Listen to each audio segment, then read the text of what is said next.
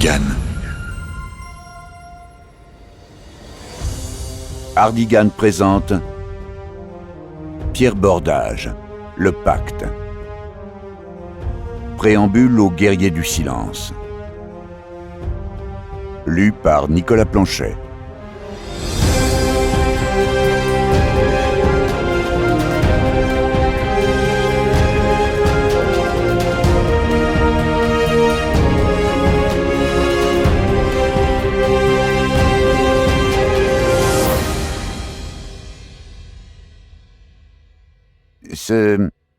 Cette créature insiste, votre sainteté.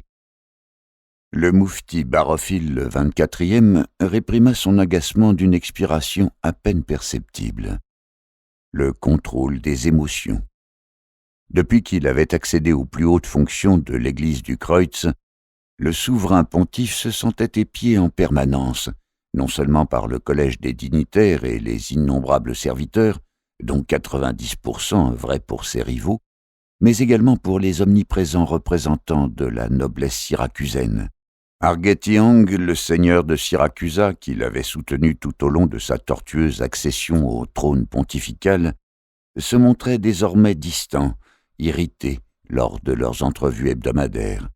Leur pacte n'était pas fondé sur les affinités ni même sur la convergence de vues, mais sur le chantage et l'équilibre des forces, chacun connaissant les faiblesses intimes de l'autre, et Barophile se demandait si Argetiong n'avait pas trouvé le moyen de le neutraliser et, donc, projeté de l'éliminer comme lui-même avait évincé un à un tous ses rivaux dans la course au titre suprême. La charge de moufti se payait d'une solitude de plus en plus pesante et d'une méfiance de tous les instants. Chaque plat était goûté à 5 reprises, chaque conversation protégée par des brouilleurs, chaque ordre donné à plusieurs assistants, chaque réception organisée selon de strictes règles sécuritaires et protocolaires, chaque geste étudié, chaque discours pesé, chaque expression calculée, chaque émotion maîtrisée, chaque vie s'entourait d'un luxe inouï de précautions. Mais il se trouvait désormais là où il avait toujours rêvé de parvenir, et il comptait bien imposer son style au monstrueux appareil de l'église du Kreutz. Il se rendit près de la baie vitrée et contempla les jardins suspendus qui donnaient l'impression, par un ingénieux système de perspective, de se jeter dans le ciel d'un bleu strié de rose pâle. Leur beauté l'émerveilla. Il contrôla aussitôt les mouvements de son visage. Ne pas donner la moindre information au prélat engoncé dans son col-en-corps mauve qui venait d'interrompre l'un de ses rares moments de tranquillité. La rumeur du palais et de la ville s'échouait en murmures dans le silence de son bureau, la pièce dans laquelle il aimait à se retirer. « Dites à ce visiteur de se représenter un autre jour, » finit-il par répondre. « Nous ne sommes pas en humeur de le recevoir. » Le cardinal demeura impassible, le regard dans le vague. « Qu'attendez-vous » reprit Barophile d'un ton neutre. « Je crois de mon devoir, votre sainteté, de vous suggérer de le recevoir dès à présent, » déclara le prélat d'une voix monocorde. Le moufti se retourna et fixa avec attention son vis-à-vis, homme d'une 50aine d'années qui avait été le confident privilégié de son prédécesseur, le vieux et retors Barophile le 23e, et avait dû faire preuve d'une habileté prodigieuse pour ne pas être victime des remous générés par la guerre de succession. « Pour quelle raison devrions-nous, selon vous, entendre d'urgence ce que vous appelez vous-même des créatures ?» lança le souverain pontife. Le cardinal s'avança de 2 pas et s'inclina sans montrer aucune intention, aucune prise à laquelle se raccrocher. La mèche torsadée s'échappant de son col-en-corps balaya son visage anguleux. « Vous êtes le moufti de l'Église, votre sainteté, l'organisation qui est appelée à instaurer le règne du Kreutz sur les mondes de la confédération de Naflin et à supplanter les règnes humains. » Le préambule du prélat sembla à Barophile aussi grandiloquent qu'inutile. Son agacement ne déclencha aucune crispation de son visage, ni, du moins l'espérait-il, aucune lueur révélatrice dans ses yeux. « Selon mes informations, ces créatures apportent quelque chose de nouveau, la perquisition mentale, poursuivit le cardinal. Avec elle, nul besoin de recourir aux méthodes coercitives pour éradiquer la tentation dans la tête et le cœur des fidèles. Elle demande audience depuis plus d'1 an déjà, et à mon humble avis, il est plus que temps de les entendre. » Barofil songea avec un mélange d'amertume et de désir aux 2 corps juvéniles qu'il avait, la veille, serrés fiévreusement dans la pièce secrète de ses appartements, puis qu'il avait fait exécuter à l'aube par ses hommes de confiance. « Que tentez-vous exactement de me signifier, Excellence ?» demanda-t-il en se tournant de nouveau vers les jardins suspendus. « Le mieux est, je pense, d'interroger directement le visiteur. » Le moufti marqua un long temps de pause avant de retourner s'asseoir derrière son bureau, le menton posé sur ses mains jointes. L'un des miroirs aux encadrements d'obtalium rose lui renvoya fugitivement son image. Pour la 1000e fois, il estima que le col encore vert et or symbolisant sa fonction ne lui allait pas au teint. Le corindon Julien, l'imposant anneau pontifical, lui frôla le bas de la joue. « Je disposais des mêmes informations que vous au sujet de ces créatures, Excellence, » reprit-il. « Je n'en doute pas, votre sainteté. Vous savez alors sans doute qu'il n'y a plus un instant à perdre. » Un moufti de la Sainte Église doit-il s'abaisser à traiter avec des êtres qui ne reconnaissent pas le Kreutz? Il serait tout disposé à épouser notre cause. Par simple conviction, sans contrepartie? Pour autant que je sache, oui. Une noblesse d'âme rarissime dans cet univers. Le prélat écarta sa mèche d'un revers discret de la main. Ses yeux paraissaient emplis des ténèbres assiégeant les citadelles de lumière du livre du Kreutz.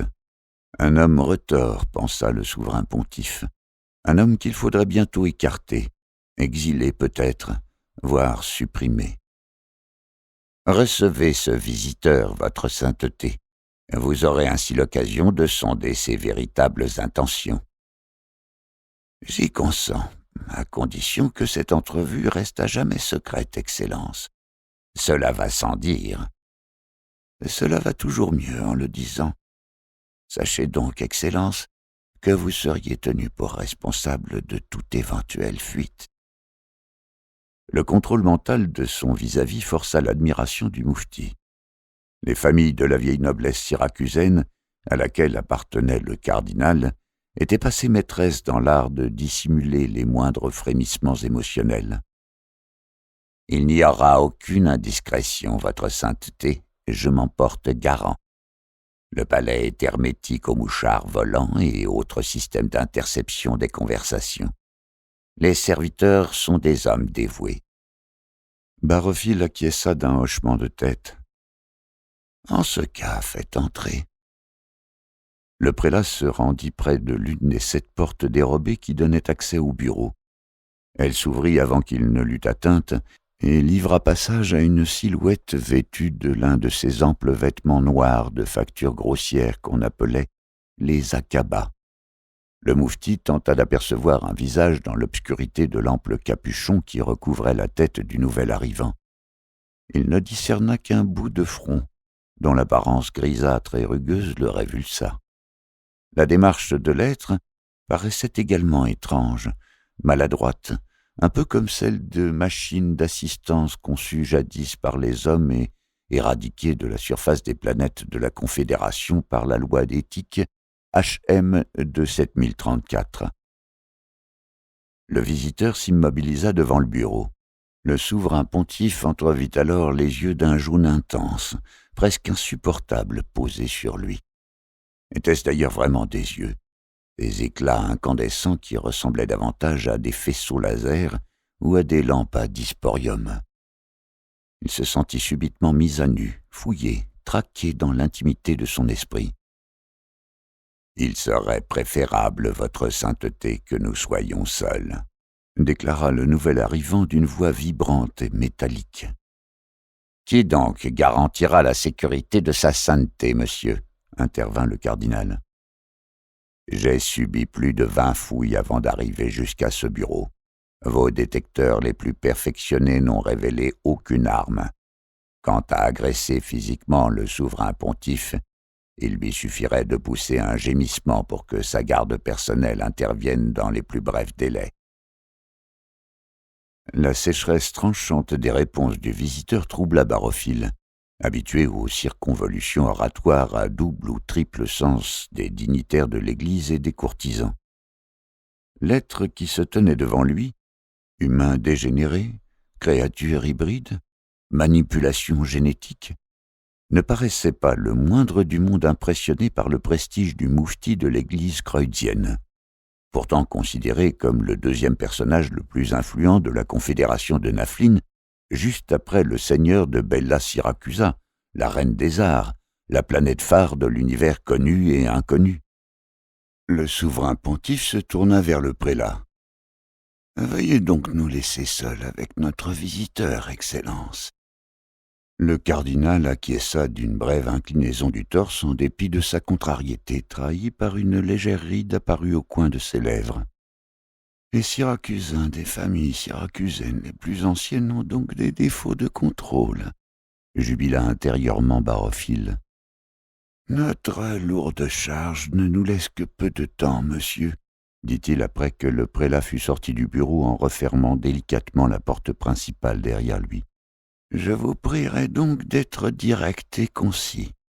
Que voulez-vous au juste ? » ?»« Vous parlez de vos pensées, votre sainteté. »« Nos pensées ne regardent que nous, monsieur. » »« Le croyez-vous vraiment ? En ce moment, elles sont tournées vers les 2 jeunes corps que vous avez étreints la nuit dernière. Elles vont vers l'homme que vous venez de congédier et que vous estimez à juste titre dangereux pour vous et votre pontificat. Elles se dirigent également vers moi. Vous vous demandez à quel règne j'appartiens. Tantôt vous pensez que je suis le fruit d'une évolution perverse, tantôt vous penchez pour l'hypothèse de l'accident biologique. Vous n'envisagez à aucun moment que je puisse être une créature du diable, puisque vous ne croyez pas au diable et que vous doutez même fortement de l'existence d'un quelconque Dieu. » Barofil demeura quelques secondes sans réaction. Quand il s'aperçut de la crispation de son visage, il en appela à toute sa volonté pour rassembler ses pensées éparpillées et tenter de reprendre le contrôle de ses émotions. « Inutile, votre sainteté. Le contrôle des émotions est impuissant contre l'investigation mentale. » Le moufti crut déceler de l'ironie dans le timbre désagréable de son vis-à-vis. « Qui êtes-vous et que voulez-vous au juste ?» parvint-il à articuler avec calme. Tandis qu'il prononçait ces mots, il prit conscience avec terreur que son esprit n'était plus un sanctuaire inviolable, qu'il n'avait plus aucun endroit où enfouir le plus intime, le moins avouable de lui-même. « Mon nom est Paminx. Je ne souhaitais pas vous mettre mal à l'aise, votre sainteté, seulement vous permettre d'entrevoir de nouvelles perspectives et d'agir en conséquence. » « Si vous parlez de lecture des pensées, monsieur, je vous signale que c'est un tour déjà effectué par quelques prestidigitateurs de renom. » Le visiteur marqua un temps de silence dans lequel le moufti crut déceler une attention hostile. « Je ne suis pas un prestidigitateur, votre sainteté, ni mes semblables. Nous sommes capables à tout instant de pénétrer dans le cerveau d'un être humain et d'y percevoir les pensées qui le traversent. Toutes les pensées. » « Vous ne m'avez pas répondu. Qui êtes-vous, vous et vos semblables ? Comment êtes-vous arrivés jusqu'à nous ? » « Nous venons d'une planète lointaine non affiliée à la Confédération de Naflin. Notre évolution nous a dotés de facultés qui vont bien au-delà des possibilités humaines. »« Vous voulez dire que vous n'êtes pas humain ? » Laissons cette question aux biologistes et autres spécialistes de la classification des espèces.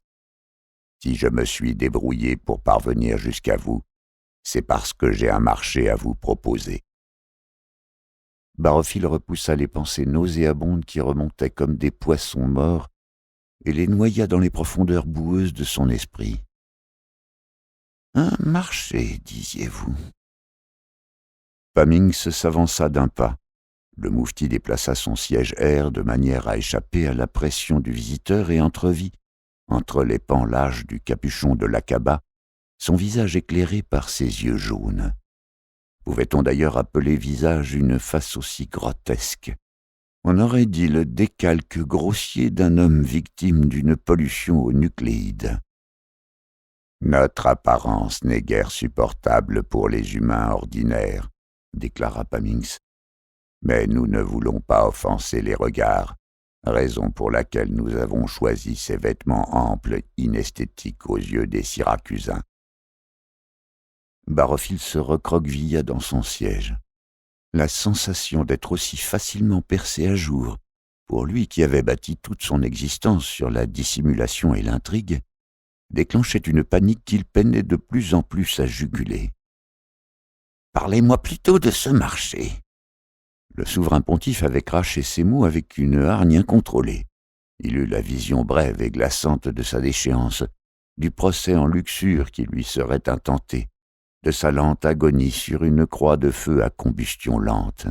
« Acceptez-vous de nous prendre à votre service, votre sainteté, et nous protégerons vos pensées de toute intrusion malveillante. » Protéger? Nos talents s'exercent dans les deux sens.